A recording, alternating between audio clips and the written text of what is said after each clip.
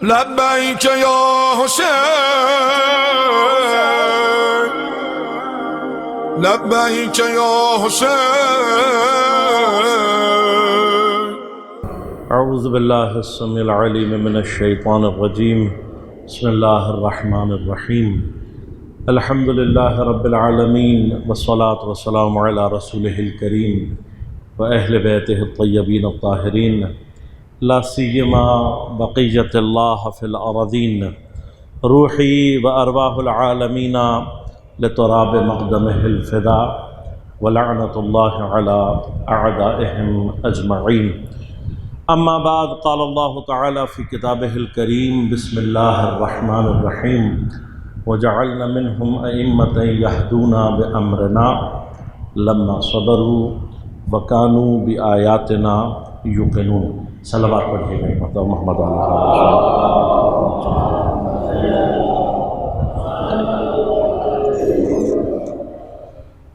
مومنین کرام، سامعین محترم، عزیزان گرامی قدر، میں سب سے پہلے آپ سب کی خدمت میں امامت کے 11ویں تاجدار، سلسلہ عصمت کے 13ویں چراغ امام حسن عسکری علیہ السلام کی ولادت باسعادت کی تبریک اور تہنیت آپ کی خدمت میں پیش کرتا ہوں، اور آپ سب اور اپنی جانب سے آج کی اس عید کی کہ حقیقی وارث خود امام زمان علیہ السلام کی خدمت میں ان کے والد بزرگوار کی ولادت کی تبریک اور تہنیت پیش کرتے ہیں۔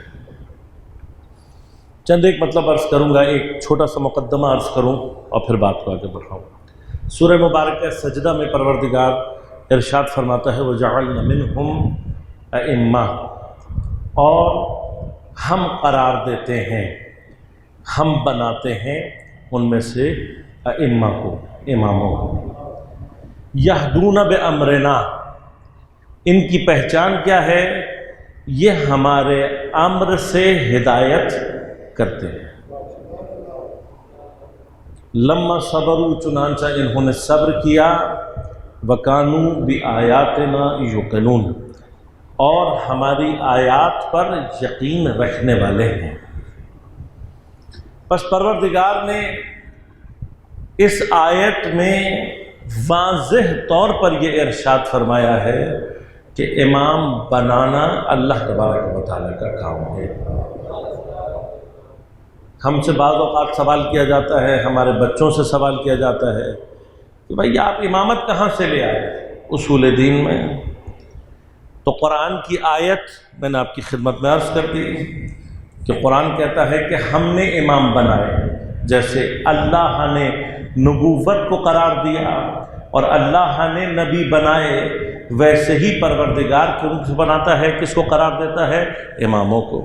حدیث میں آ کر آپ ڈھونڈنا چاہیں تو ہمارے منابع میں تو بہت کچھ موجود ہے۔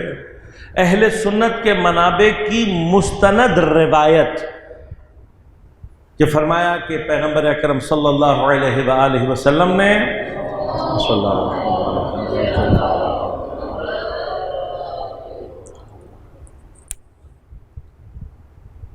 آپ نے ارشاد فرمایا کہ من مات ولم یعرف امام زمانہ مات میتۃ الجاہلیہ۔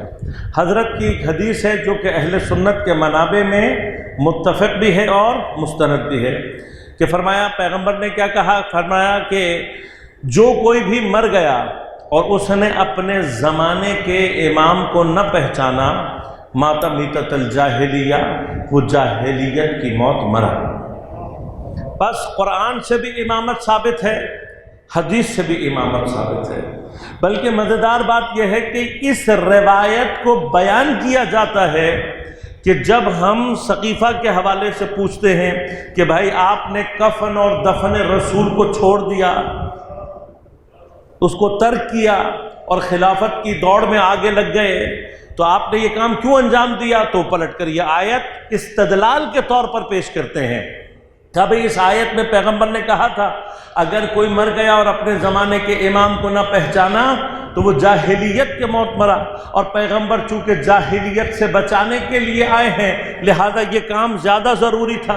تو اب ہمارے یہاں پر کچھ سوالات ہیں، ان میں سے پہلا سوال یہ ہے کہ اگر اسی حدیث کے مطابق آپ کے لیے امام کا تعین کرنا اتنا ضروری تھا کہ آپ نے 3 دن لگا دیے اور کفن دفن رسول کو ترک کیا، تو پہلی بات تو یہ بتاؤ کہ ان 3 دنوں میں بھی اگر کوئی مر جاتا تو وہ قیامت کے دن کیا جواب دیتا؟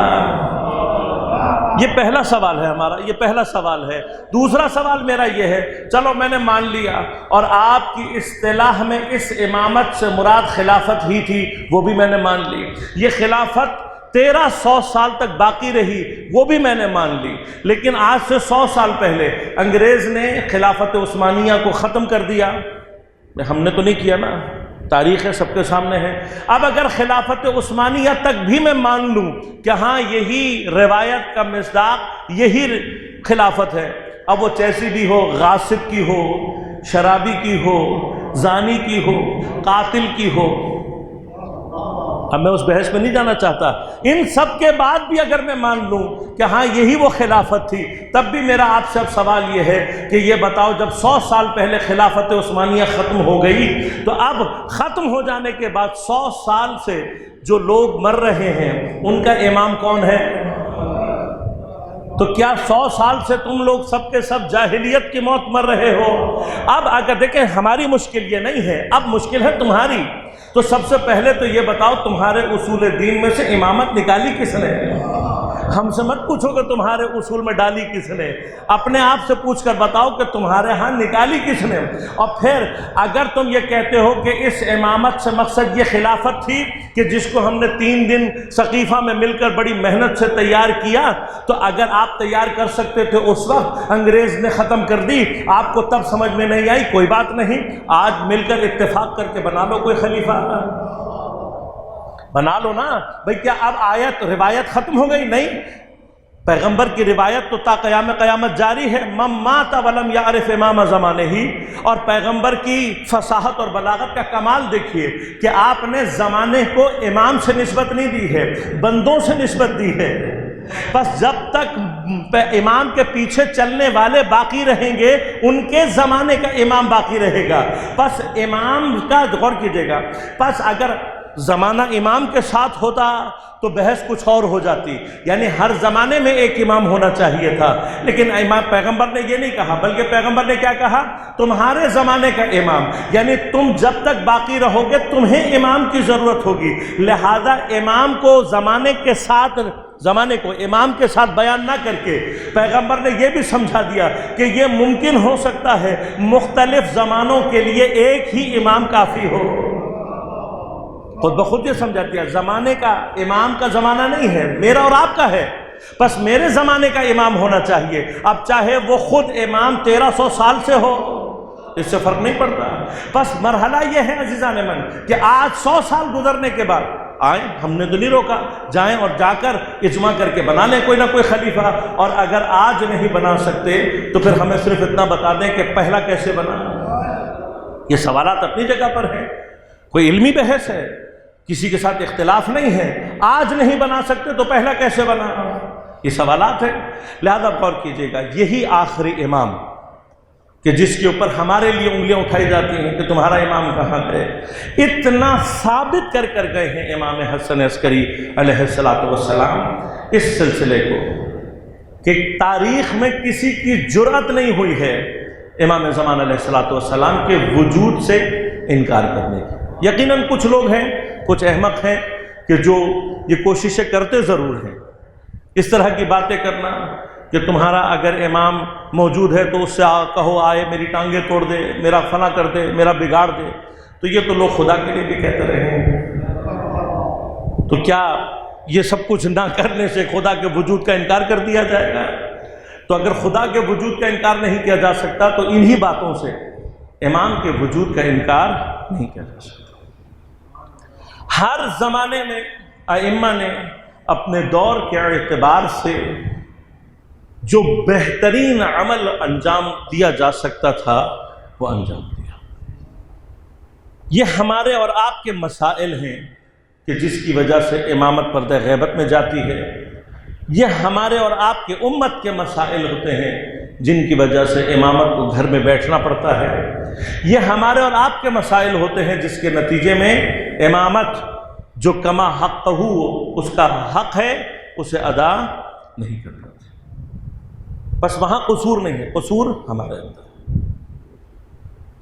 لہذا ائمہ نے اپنی زندگیوں میں اسلام کو بچانے کے لیے جو بہترین عمل ہو سکتا تھا وہ انجام دیا. اب جس امام کو جہاں جیسا موقع فراہم ہوا اس نے وہاں پر اسی اعتبار سے اپنے کاموں کو انجام دیا. لہذا امیر المومنین جن حالات سے گزر رہے ہیں آپ نے وہ کام انجام دیے کہ جس کے نتیجے میں 25 سال کے بعد امت حضرت کے دروازے پر آ کر پہلا اجماعی خلیفہ تاریخ اسلام میں امیر المومنین علی علیہ الصلوۃ والسلام. میں ان بحثوں میں نہیں جانا چاہتا، یہ مسائل ہیں. سقیفہ ایک چھپڑ کا نام تھا. ایک چھپڑ جو ہوتا ہے نا گاؤں میں بعض اوقات جانوروں کو باندھنے کے لیے ایک چھپرا سا ڈال دیا جاتا ہے، چھوٹی سی جگہ ہوتی ہے. اگر آپ سقیفہ میں جا کر تعداد اٹھائیں گے تو آپ کو حتیٰ سقیفہ کے افراد کی تعداد سینکڑوں میں بھی نہیں ملے گی. کچھ لوگوں نے مل کر ایک فیصلہ کیا جس کو بعد میں امت پر لاگو کیا گیا. واحد بیعت جناب امیر علیہ الصلوۃ والسلام کی ہے کہ جس کو اجماع صحابہ کے ذریعے سے اور اجماع مسلمین کے ذریعے سے قائم کیا گیا. اور میں پورے اطمینان کے ساتھ آپ کو یہ بتا رہا ہوں کہ تاریخ اسلام میں نہ جناب امیر سے پہلے کوئی ایسا خلیفہ ہے اور نہ جناب امیر کے بعد. واحد خلیفہ ہے جو واقعاً اجماع مسلمین کامل سے خلافت کے مرحلے میں داخل ہوا. اور اگر اجماع کی آپ کے اپنے نزدیک ذرہ برابر بھی حیثیت ہے تو اس اجماع کو، اس بیعت کو توڑنے والوں کو آپ کس طریقے سے اپنے دائرے میں شامل کرتے ہیں یہ آپ کا مسئلہ ہے، ہمارا مسئلہ نہیں ہے. اسی لیے کہ یہی رول آپ اگر پیچھے 3 خلافتوں میں کہیں پہ بھی جاری کر کے مجھے دکھا دیں تو میں مان لوں گا کہ کم تعداد میں بھی علماء اور اصحاب کے اجماع کے ذریعے سے بننے والوں کو ان کے مقابلے پر کوئی کھڑا ہو جائے تو آپ اسے اپنے دائرے میں شامل نہیں کرتے. لیکن جہاں پر تمام امت نے آ کر اجماع کیا ہے تاریخ اسلام میں وہ جناب امیر. اور جناب امیر کا جو کام ہے انہوں نے جو 5 سال آپ کو فرصت ملی اس کے جو مسائل ہیں وہ آپ کے سامنے موجود. امام حسن مجتبیٰ علیہ الصلوۃ والسلام کے زمانے کا سب سے بڑا کام شام سے اٹھنے والی بغاوت کو اور اس کے حقیقی چہرے کو اسلام کے سامنے لانا ہے. لہذا حضرت نے جس طریقے سے عمل انجام دیا ہے سب سے بڑا کارنامہ یہ ہے کہ کوئی صلح امام حسن کو اگر منصفانہ نگاہ سے پڑھ لے تو شام کے باغیوں کو کبھی بھی صحابی نہیں کہہ سکتا. اور اس کے بعد امام حسین علیہ الصلوۃ والسلام تعارف کے محتاج نہیں ہیں اس اعتبار سے کہ آپ نے کیا کیا. امام سجاد علیہ الصلوۃ والسلام کا دور حتیٰ جناب امیر کے دور سے زیادہ خطرناک تھا، اس لیے کہ جناب امیر کے دور میں کم از کم مدینہ کی نسبتاً حرمت باقی تھی. لیکن جناب امام سجاد کے دور میں یہاں پہلے کربلا برپا ہوئی ہے، 2 سال کے بعد آپ کی امامت کے دور میں مدینہ پر اور مکہ پر باقاعدہ حملے کروائے گئے. تو آپ سوچیں کہ کس دور سے گزر کے، اور پھر یزید کے بعد جو شخص آ کر حکومت اسلامی اور خلیفۃ المسلمین قرار پایا ہے وہ تمام شیعہ سنی روایات کے مطابق وہ آدمی ہیں مروان بن حکم کے جس کو پیغمبر نے لعنت کر کے مدینہ سے باہر نکال دیا تھا. اب یہ کون سا اسلام ہے کہ جس میں پیغمبر کے لعنت کر کے مدینہ سے باہر نکالے ہوئے شخص کو کچھ عرصے کے بعد خلافت رسول مل جاتی ہے؟ یہ آپ اپنے لیے حل کریں مسئلے، ہم سے نہ پوچھیں. امام باقر، امام صادق علیہ الصلوۃ والسلام کے جو دور ہیں وہ آسان نہیں ہیں، لیکن آپ جانتے ہیں بنو امیہ کا زوال، بنو عباس کی سازشیں باعث بنتی ہیں کہ یہ دو امام نسبتاً تعلیمات دینیہ کو پھیلانے میں ان کا کردار شدید ہے، لیکن بنو عباس کے قابض ہو جانے کے بعد بنو عباس بنو امیہ سے بدتر ہیں امامت کی نسبت۔ کیوں؟ اس لیے کہ بنو امیہ سامنے سے دشمن بن کر آئی ہے، بنو عباس وہ دھوکے باز ہیں کہ جنہوں نے امامت کا نعرہ لگا کر امامت کو دھوکہ دے کر قبضہ کیا، یہ وہ فریب کار ہے، لہذا ان کو امامت سے جو بغض ہے وہ شدید تر ہے بنو امیہ کے مقابلے۔ لہذا امام موسیٰ کاظم علیہ السلام کا دور، خطہ امام رضا علیہ السلام کا دور، یہ سخت دور ہے۔ اب آپ دیکھیں کس طرح سے حضرت امام موسیٰ کاظم علیہ السلام کو زندان میں رکھا جا رہا ہے۔ امام رضا کے مرحلے میں اتنے جری ہو گئے کہ آپ کو بلا کر اپنے ہاں ولایت عہدی کا دھوکہ دے کر آپ کو نظر بند کر کے رکھا ہوا ہے، اور مامون نے اپنی اس حرکت سے کربلا کے بعد سے اٹھنے والی تمام تحریکوں کی کمر کو جس طریقے سے توڑا ہے، تاریخ اسلام نے کسی اور نے اتنا نقصان نہیں پہنچایا ہے۔ البتہ اس کی وجوہات ہیں، ان میں سے ایک وجہ پھر ہماری اپنی ہی بے بصیرت تھی۔ ہماری بے بصیرتی کیا تھی کہ سقیفہ کی خلافت نے جہاں باقی عالم اسلام کو ایک دھوکے میں مبتلا کیا، وہیں پر ہمارے ساتھ بھی یہ ہوا کہ ہم بھی یہی سمجھنے لگے کہ یہی خلافت کی کرسی ہے جس پر اگر امام کو بیٹھا دیا جائے تو امام کو ان کا حق مل جائے گا،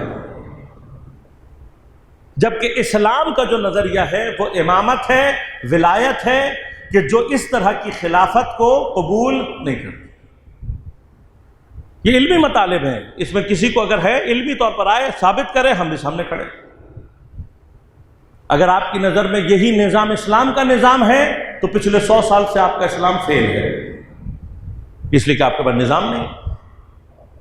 اگر اس نظام کا معنی یزید اور مروان جیسے افراد کا آ کر خلیفہ بن جانا ہے تو ایسے اسلام پر امام حسین پہلے ہی سلام بھیج چکے ہیں، ہمارا سلام بھی قبول کر لو۔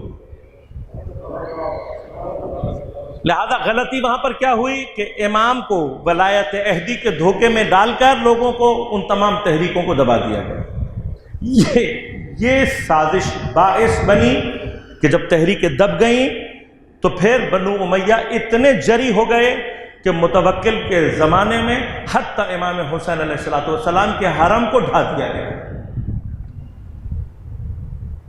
یقیناً قتل امام حسین ایک سخت مرحلہ ہے، لیکن متوکل کا امام حسین علیہ السلام کی شہادت کے بعد کربلا کے آثار کو مٹا دینا یزید کے جرم سے کم جرم نہیں، یہ اتنا ہی سنگین جرم ہے۔ بس اب آپ غور کریں جس طرح سے بنو امیہ جری ہے، اس مرحلے میں آ کر بنو عباس اتنے جری ہو گئے۔ لہذا اب آخر کے جو سلسلے کے ائمہ ہیں، خصوصاً امام علی نقی علیہ السلام اور امام حسن علیہ السلام، ان کو باقاعدہ اپنے فوج کے مرکز میں لا کر نظر بند اور قید کیا گیا ہے۔ یہ اہل بیت کے لیے اگر غور کیا جائے تو جرأت کا ایک وہ مقام ہے کہ جو اس سے پہلے کہیں نہیں گیا، یعنی امامت کو، عصمت کے سلسلے کو لا کر فوج کے مرکز کے درمیان میں پوری طرح سے قید کیا، یعنی اگر حضرت جیل میں نہیں ہے تب بھی گویا جیل کے اندر ہی ہیں۔ اور اس کے پیچھے جو مقصد تھا وہ مقصد کیا تھا؟ مقصد یہ تھا کہ ان کے 12ویں امام کو نہ آنے دیا جائے۔ لہذا اب غور کیجئے گا، میں نے یہ مقدمہ اس لیے بنایا ہے تاکہ میں آپ کی خدمت میں یہ عرض کر سکوں کہ غور کیجئے گا، سلسلہ نبوت میں بھی، اگر چونکہ وقت نہیں ہے ہمارے پاس، آج اتنا نہیں ہے کہ میں تفصیل سے آپ کی خدمت میں ساری باتیں عرض کروں، سلسلہ نبوت کو بھی اگر آپ صحیح معنی میں تحلیل کریں تو ہر زمانے کے نبی کی کچھ خاص ذمہ داریاں رہی ہیں، اور ان ذمہ داریوں کو ادا کر کے انسانیت کے سلسلے کو آگے بڑھایا گیا۔ لہذا حضرت آدم کے دور میں کوئی شریعت نہیں ہے خاص، کسی خاص شکل میں نہیں ہے۔ اس دور میں اصل کیا ہے؟ انسان اور انسانی نظام کو زمین پر باقی رکھا جائے۔ حضرت نوح کے دور میں کچھ خاص ذمہ داریاں ہیں جو حضرت کو دی گئی ہیں، اور پھر حضرت نوح ہی سے اور آپ کی اولاد سے ہی بائفرکیشن ہوئی ہے۔ 4 بنیادی جو نسل کے ریشے ہیں وہ چاروں کے چاروں حضرت نوح سے ہیں۔ آج اگر آپ انسانوں کو تقسیم کرنا چاہیں تو 4 ریسز ہیں، جن کو ٹیکنیکل اصطلاح میں یلو ریس کہا جاتا ہے، براؤن ریس کہا جاتا ہے، وائٹ اور بلیکس۔ یہ جو 4 ریسز ہیں یہ چاروں کے چاروں حضرت نوح سے شروع۔ حضرت ابراہیم کی اپنی خاص ذمہ داریاں ہیں، حضرت موسیٰ کے ذمہ خاص چیزیں لگائی گئی ہیں، ہر ایک کے زمانے میں خاص۔ لیکن ان تمام انبیاء کے درمیان میں حضرت عیسیٰ علیہ السلام کی ذمہ داری کیا ہے؟ لہذا قرآن حضرت عیسیٰ علیہ السلام کی ذمہ داری کے بارے میں سورہ مبارکہ صف کی 6 نمبر آیت میں ارشاد فرماتا ہے، وَإِذْ قَالَ عیسیٰ ابن مریم یا بنی اسرائیل انی رسول اللہ علیکم۔ حضرت عیسیٰ نے کیا کہا؟ اے بنی اسرائیل، میں اللہ کا رسول ہوں جو تمہاری طرف بھیجا گیا ہے۔ کس لیے؟ مصدقا لما بین یدی من التوراۃ۔ حضرت عیسیٰ کے 2 اہم کام۔ پہلا کام کیا ہے؟ میں تصدیق کرنے والا ہوں اس تورات کی کہ جو میرے پاس ہے، تمہارے پاس ہے، ہمارے اور تمہارے سامنے موجود ہے۔ اس لیے کہ حضرت عیسیٰ کے دور تک زبور کے آنے کے باوجود بھی تورات اور اس کے احکام کو جھٹلایا جا رہا تھا اور اس کے اندر انحرافات پیدا کرنے کی کوشش کی جا رہی تھی۔ تو حضرت عیسیٰ کا ایک اہم کام کیا ہے؟ خود انجیل کو اگر آپ ٹیکنیکل اصطلاح میں دیکھیں تو انجیل بنیادی طور پر تورات اور زبور کے انحرافات کو ختم کرنے کے لیے بھیجی گئی تھی، کہ جس کو بعد میں پھر انجیل کو ہی جب تبدیل کر دیا گیا تو پیچھے تورات مکمل طور پر انحراف کا شکار۔ دوسرا کام کیا ہے حضرت عیسیٰ کا؟ وَمُبَشِّرًا بِرَسُولٍ يَأْتِ مِن بَعْدِ اسْمُهُ أَحْمَدُ۔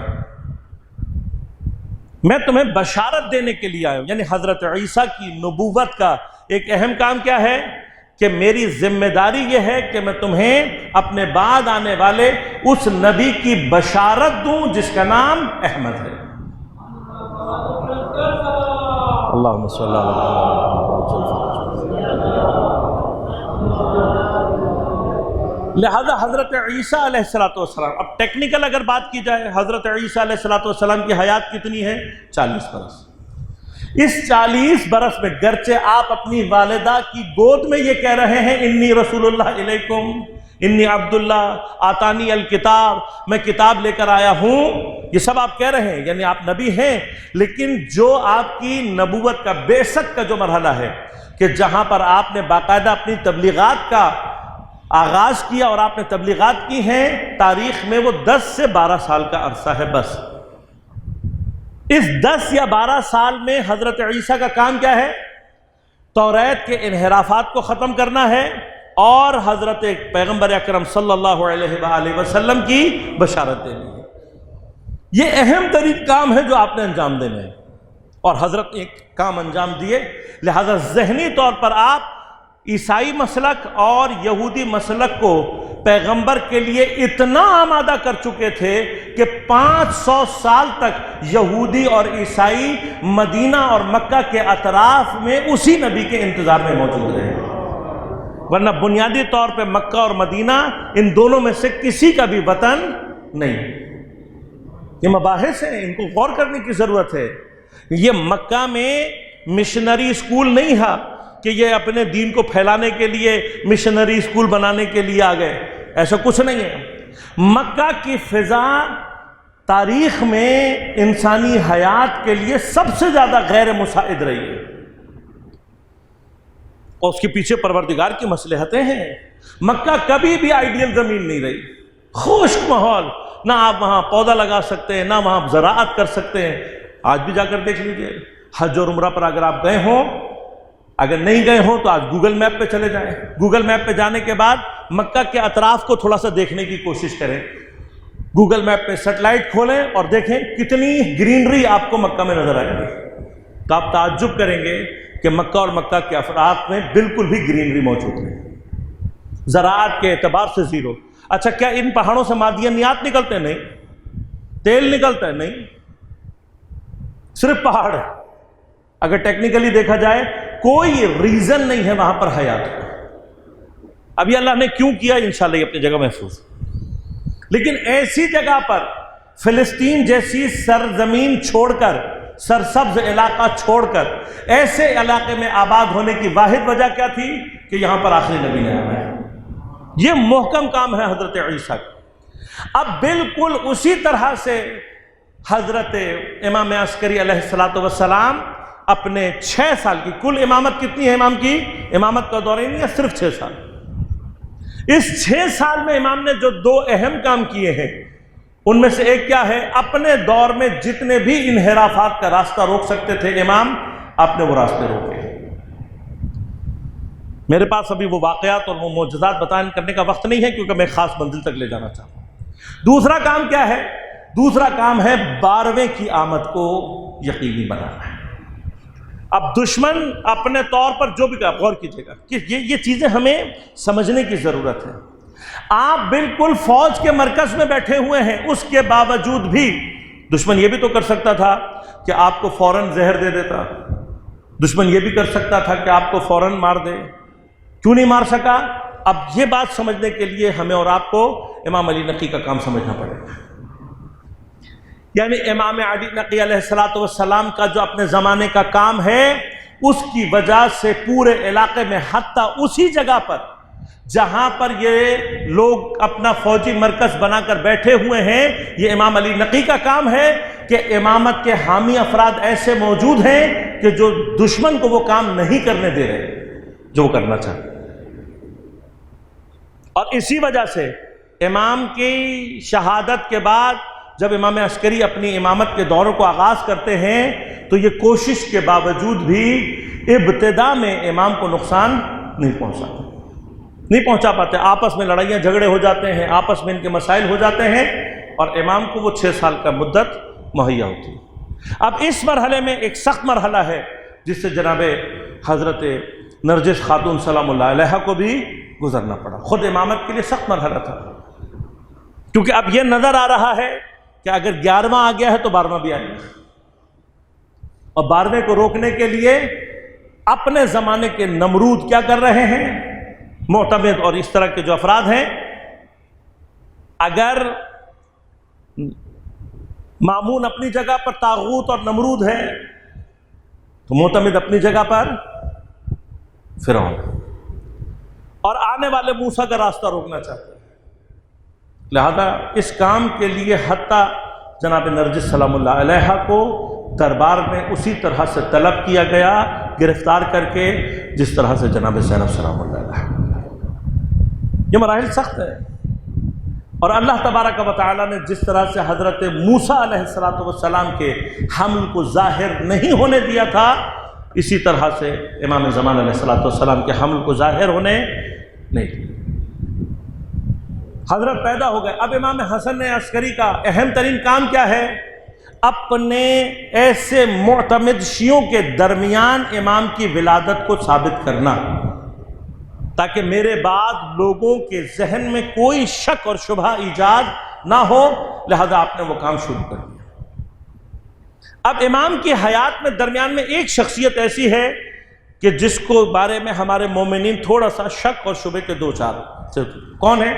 جناب جعفر ابن امام علی نقی علیہ السلام، امام عسکری کے بھائی، امام زمانہ کے چچا اور امام علی نقی کے بیٹے، جن کو بعض ہمارے ہاں لوگوں نے کذاب کی ایک جھوٹی نسبت دی، بعض نے تواب کی جھوٹی نسبت دی. مجھے آج تک جناب جعفر کے کردار میں دھوکہ کہیں نظر نہیں آتا. اب آپ حیران ہوں گے کہ میں کیا کہنے جا رہا ہوں. مرحلہ کیا تھا؟ مرحلہ یہ تھا کہ امام کی شہادت کے بعد جب امام عسکری کو شہید کیا گیا تو زمانے کے فرائین 12ویں امام کو شدت کے ساتھ تلاش کر رہے تھے کہ جس کو قتل کرنا سمجھ لیں سلسلہ امامت کو تمام. اب اس ایسی کنڈیشن میں کہ جہاں پر اپنے آپ کو 12واں امام کہنا یعنی موت کو دعوت دینا. آپ غور کریں، کام آسان نہیں ہے یہ. اس دور میں اپنے آپ کو شیعوں کا 12واں امام کہنے کا مطلب کیا ہے؟ خود اپنے موت کے سرٹیفکیٹ پہ سائن کرنا، خودکشی ہے یہ۔ تو آپ جناب جعفر کا جو کریکٹر ہے اس کو تھوڑا سا سمجھیں۔ آپ نے کیا کیا؟ آپ نے، کچھ لوگوں نے آ کر آپ کو جب کہا، آپ نے انکار نہیں کیا۔ اس کا نتیجہ کیا نکلا؟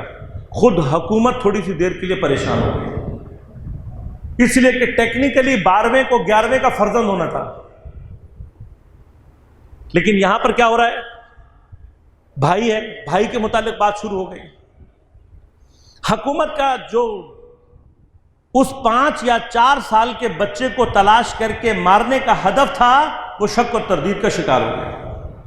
اب حکومت اس انتظار میں تھی کہ یہ شخص، اس کی امامت پر اگر شیعوں نے اجماع کر لیا تو ہم اس کا خاتمہ کر دیں گے، جہاں ہم نے 11واں مارا وہاں 12واں مار دیں گے، ختم۔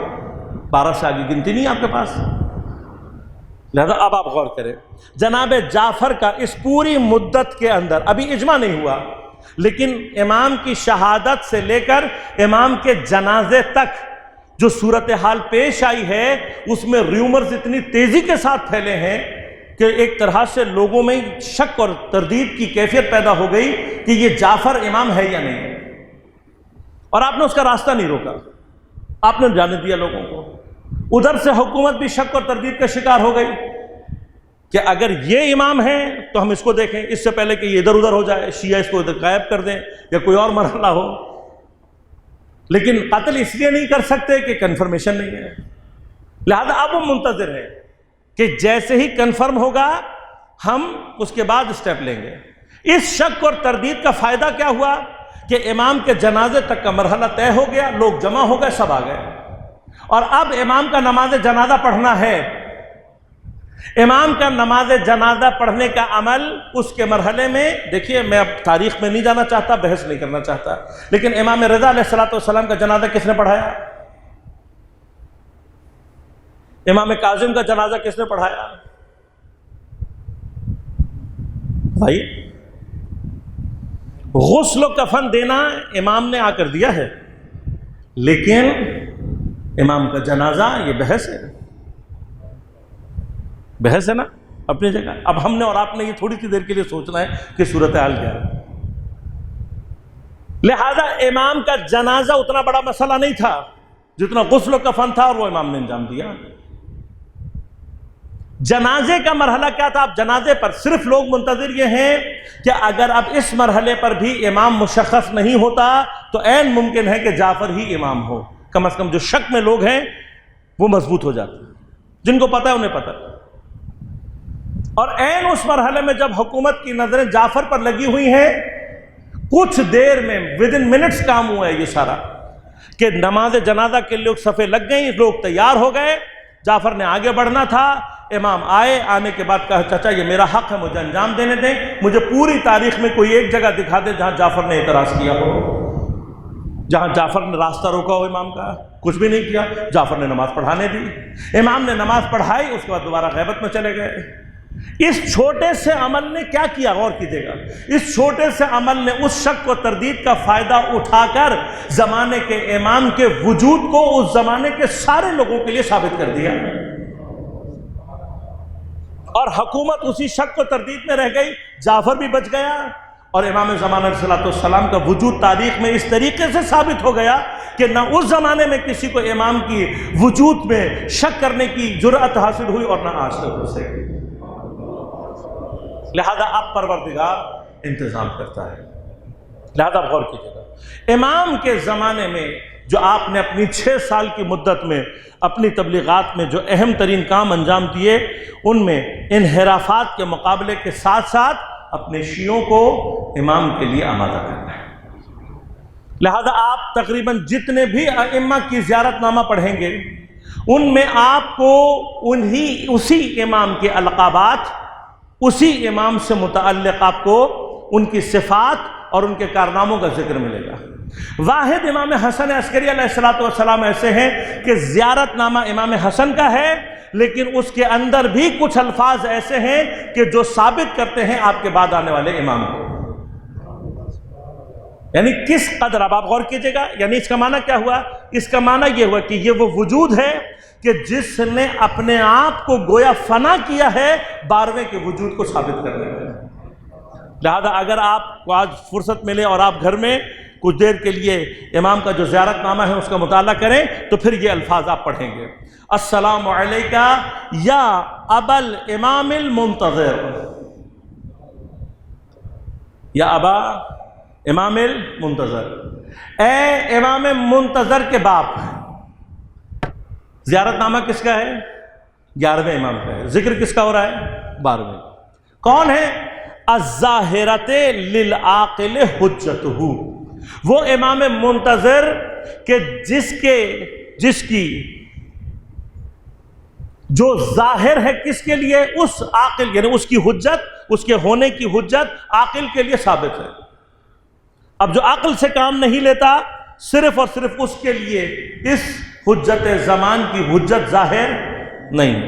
والثابتۃ فی الیقین معرفتہ، اور انہی کی آنکھوں میں حضرت کی معرفت منزل یقین پر ہے اور ثابت ہے۔ المحتجب عن اعین الظالمین، وہ امام کے جو ظالموں کی آنکھوں سے پوشیدہ ہے۔ یہ بڑا امپورٹنٹ جملہ ہے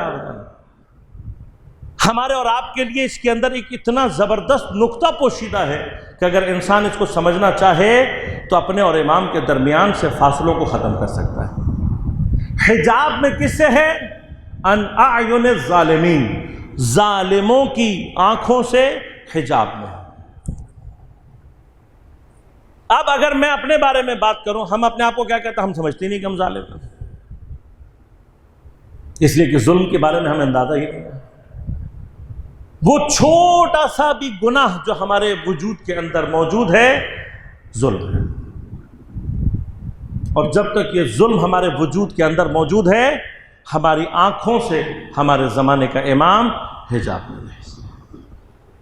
لہذا اس زیارت کا یہ جو مقام ہے، یہ جو نقطہ ہمیں سمجھا رہا ہے وہ یہ ہے، اگر ہم ترک گناہ کی منزل کو حاصل کر لیں تو ہمارے اور ہمارے زمانے کے امام کے درمیان سے حجاب ختم ہو سکتا ہے۔